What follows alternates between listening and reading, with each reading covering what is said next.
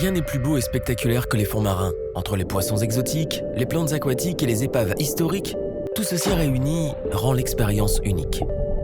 Tina et Gabe Watson sont venus passer leur lune de miel sur la côte australienne afin de découvrir les paysages sauvages, faire des balades en forêt et enchaîner les activités touristiques en tout genre, notamment la plongée sous-marine. Tina, qui est en train d'admirer les récifs coralliens à plusieurs dizaines de mètres de profondeur, est loin de s'imaginer qu'elle ne remontera jamais plus à la surface.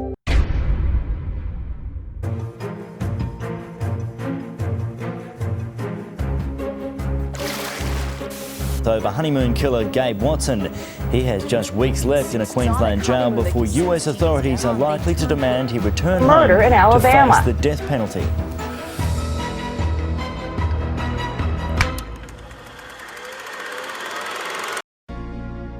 Christina May, dit Tina, rencontre David Gabriel Watson, dit Gabe, à l'université d'Alabama, à Birmingham, alors qu'ils sont étudiants en 2001.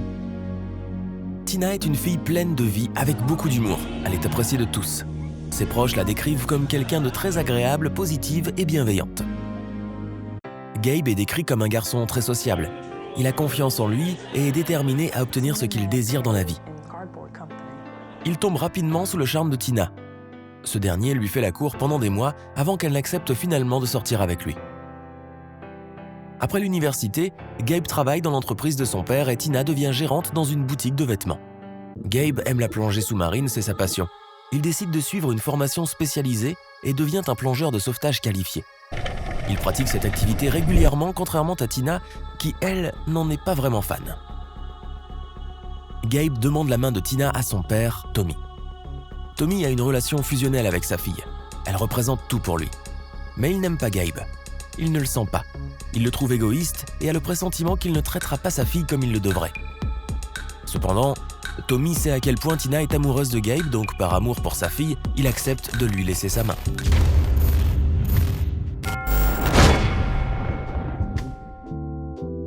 C'est une très belle journée, Tommy accompagne Tina jusque devant l'hôtel où il confie sa fille aux bons soins de son futur mari.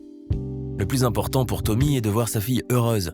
Malgré tout, il n'arrive pas à être serein. Il a une sensation dans son cœur qu'il décrira plus tard comme une angoisse. Il fait bonne figure pour ne pas gâcher l'événement et célèbre le mariage de Gabe et Tina jusqu'à la fin de la nuit. L'ambiance est très festive, tout le monde passe une bonne soirée. La réception touche à sa fin, il est temps pour le couple de jeunes mariés de quitter la salle. En effet, demain ils doivent se lever de bonne heure afin de s'envoler pour leur lune de miel. Tina quitte la salle main dans la main avec son mari Gabe. Cette scène restera gravée à jamais dans la mémoire de Tommy, car ce sera la dernière fois qu'il verra sa fille vivante.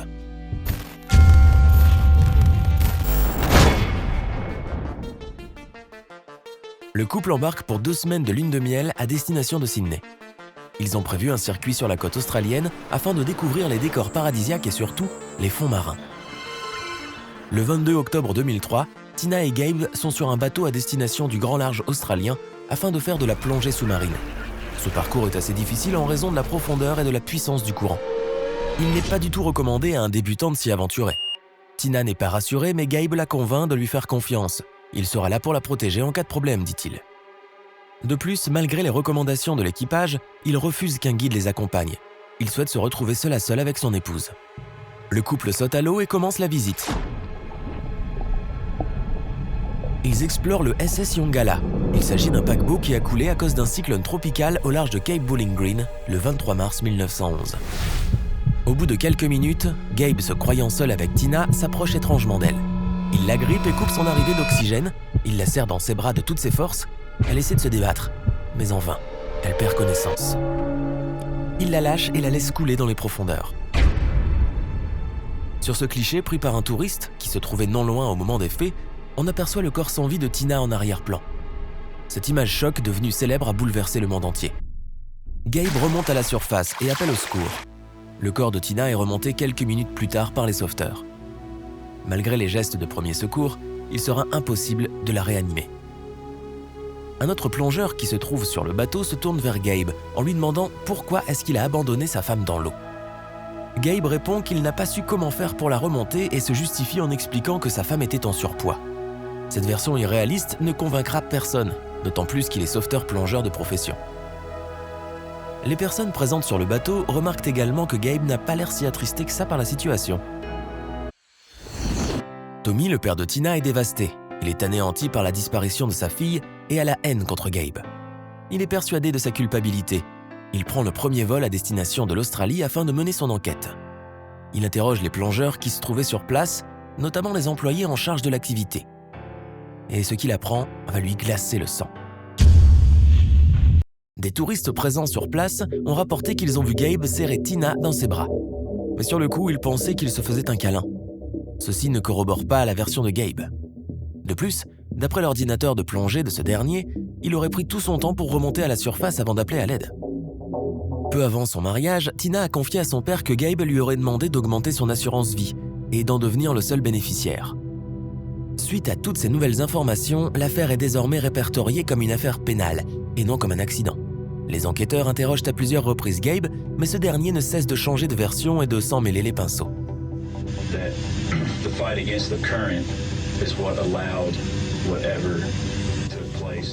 L'autopsie démontre qu'une très petite quantité d'eau est présente dans les poumons de Tina, ce qui laisse penser qu'elle s'est évanouie avant la noyade.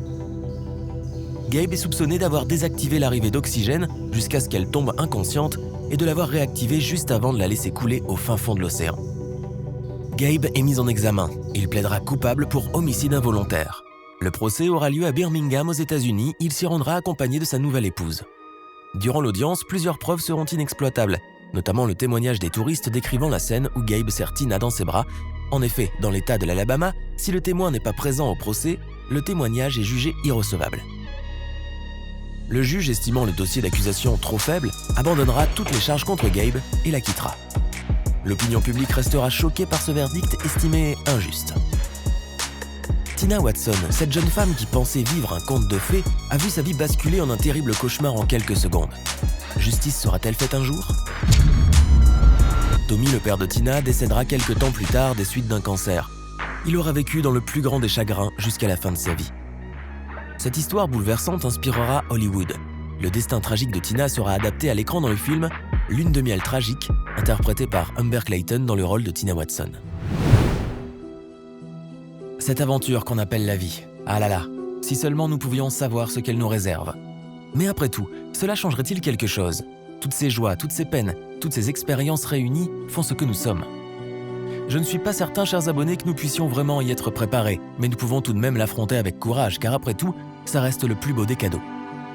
Je tenais à vous remercier d'être de plus en plus nombreux à suivre cette chaîne et je m'engage à vous proposer encore plus de contenu dans les semaines et les mois à venir. Merci pour votre fidélité et je vous dis à très vite pour d'autres histoires.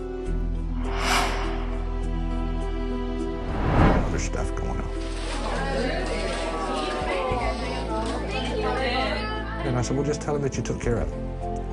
And we'll take care of it, okay, when you get back.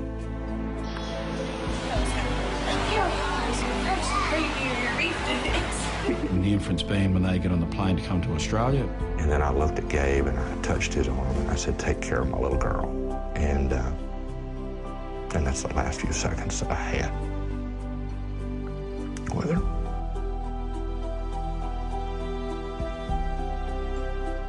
Rocking chairs on the front porch at the restaurant.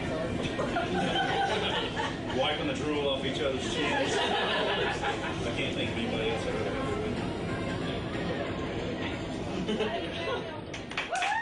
So when she said she was taking up scuba diving, I was like, crazy lady say what?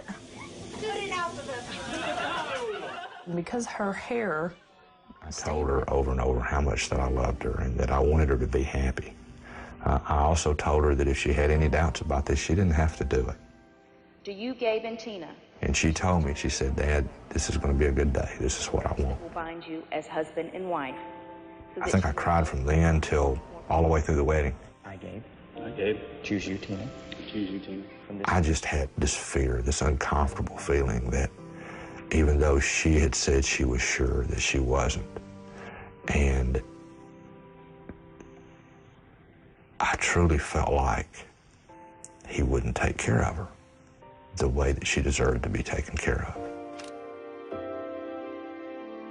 The last time that I saw her was at the end of the wedding reception. I ran to the elevator and actually got my arm stuck in the door to force it back open so I could just grab her one more time. And I told her I loved her